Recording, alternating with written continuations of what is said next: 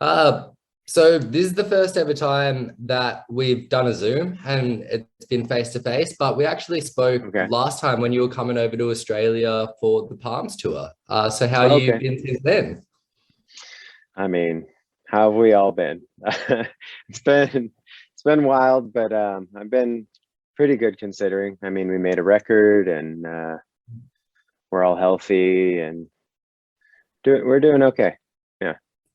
I'm glad to hear. And Yeah, the thank you. record is unreal as well. It's an absolute triumph. And Oh, especially thank you. considering Palms kind of went to piano balladry, Horizons Hmm. East kind of goes back to a really massive stadium rock sound in a big sense. Oh, thank So I was kind of wondering, what album you guys were intending to make when you first went into the studio. We never really know exactly. It's really interesting. I think the way that we write, we end up like compiling a bunch of ideas, sharing them in some way. Like we have like an online kind of uh I guess it would be like almost like a workflow kind of thing that we use to share ideas with. Do that and we're like, oh, like we like this idea, and a lot of them ended up being more of like the guitar rock songs. I mean, there's some weirder, electronic stuff in there too, but yeah, just the way it ended up working out, like the vibe ended up being like a little bit more rock than Palms was. Definitely. And it Yeah. does kind of tie in with that electronic stuff. I mean, Color of the Sky, it's very different, obviously, but has a bit of like a Thom Yorke Radiohead sense, how it Hmm. kind of ties together some of those rock elements with like electronic and some of the percussive feel. Um, yeah, overall, it really surprised me as an album. And I feel that a lot of Thrice fans, even if they know exactly what they think they're going to expect, they're Yeah. probably not going to expect Horizons East in a That big sense. It is a big change. I mean, that's awesome. That's that's what I that's what I want every record to feel like for the listener. Absolutely. And, I know that it's kind of changed as your music taste has changed, in that you kind of told me last time we spoke that you guys had actually got into a lot more jazz and electronic music. Um, I suppose with lockdowns and things like that, you've had a lot of time to be in your house listening to Hmm. music before you kind of went to write this. So, I am really interested in what you kind of have been listening to and how you think that may have shaped the songs on Horizons East. Yeah. Trying to like remember. I know I was listening to a lot of like early 90s hip hop when we started recording. Um, but to be honest, like I anything that I listen to personally, it always ends up being um if it is rock, it's more in the realm of like a Fugazi or an Unwound or like that type, which might be totally different than the thing that Riley's listening to or Dustin or Tepe are listening to. But we all write the guitar parts. Like so if you're getting a song, you might be getting a bass line from Tepe and a guitar part from me. And then when we're playing it live, I'm playing the bass part, he's playing the guitar. So it ends up making like the influences cross over in a really cool way. Um, like the song Buried in the Sun was originally a bass part that Tepe made, which kind of sounds like a Fugazi part, which is something that I was like, I wish I made that. So, but that's just how it works out, and it's fun. I mean, I can't believe we're still doing it 22, 23 years later, and there's like no shortage of ideas. Was it ever hard to, I suppose, change that writing style? Because obviously Thrice was so young when you guys started out that I assume a lot of you guys, were listening to the same thing and going to the Hmm. same shows and stuff like that. So do you ever come back to write and find that someone's been listening to something really weird and you're like, yeah, I never imagined that idea coming for Thrice? I think the biggest feeling that I ever had with that was when we came back from the hiatus. Mhm. Um, I think before that we had been together so much that we were like listening to a lot more similar things, and like I think maybe although I think that record is pretty cohesive. There was a lot of clashing on that record as far as like taste goes. But it ended up cool. Now I feel like with this record, like the fact that we recorded it ourselves and just the way we recorded, the way that it was written, it feels closer to what it felt like writing as we felt in our earlier times when we like were just trying to smash ideas together that sounded cool and weird, and like, how can we do this part and what can we do here? And yeah, and everybody's putting in a lot of really good input, so it's like it's really positive. Yeah, no, that's incredible to hear. Was this the first record process that you guys recorded yourself? No, we did Beggars and Alchemy Index. We recorded ourselves. And Palms, we didn't record the drums or the vocals ourselves, but we did all the guitars. So that was almost our step into this. But this is the first record we've done in a while that has had no outside producer.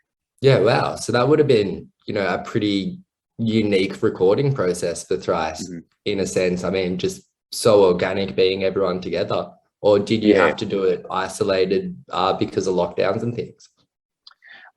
We ended up, the way that it worked out, the windows worked out where we were, the numbers were really low here. This is like pre-vaccination time.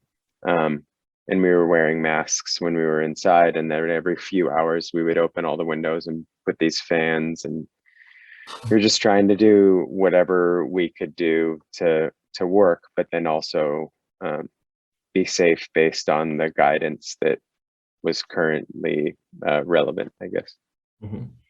Yeah. And are you guys able to go out and play launch shows now for Horizons East? We are about to do a full US tour, which is... No way, that must be so exciting. It's exciting and frightening at the same time.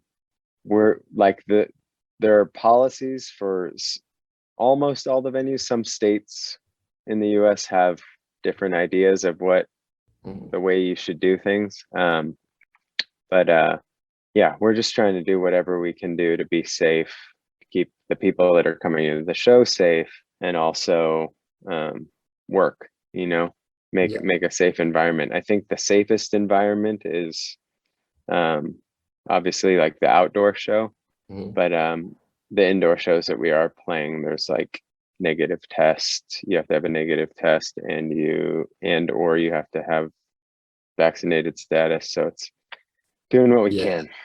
Yeah, it's something you never really thought you'd encounter for a show, in a sense. It's probably going to be easier to sneak in alcohol to a lot of shows because the security would just be focusing on the vaccinated status, I guess. So Australians will probably be pretty happy there. There you go.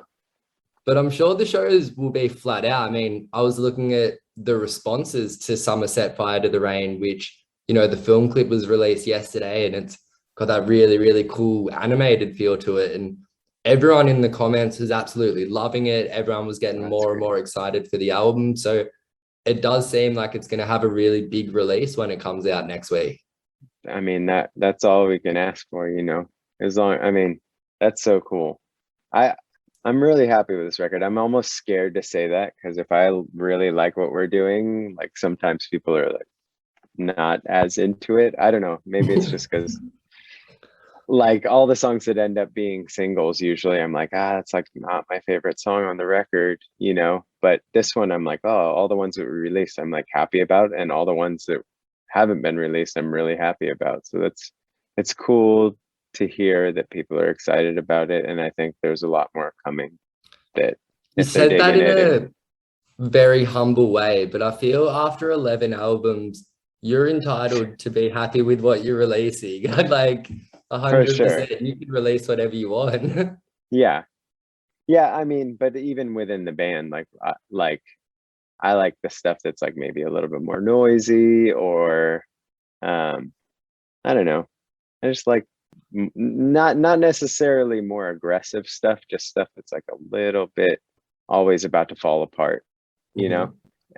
And Yeah, I haven't heard it described that way before. And if I that's a cool way to put it. I suppose, outside of the release, you have the American tour. What else is planned for the rest of the year for you and the rest of the guys in Thrice? I think I can say this.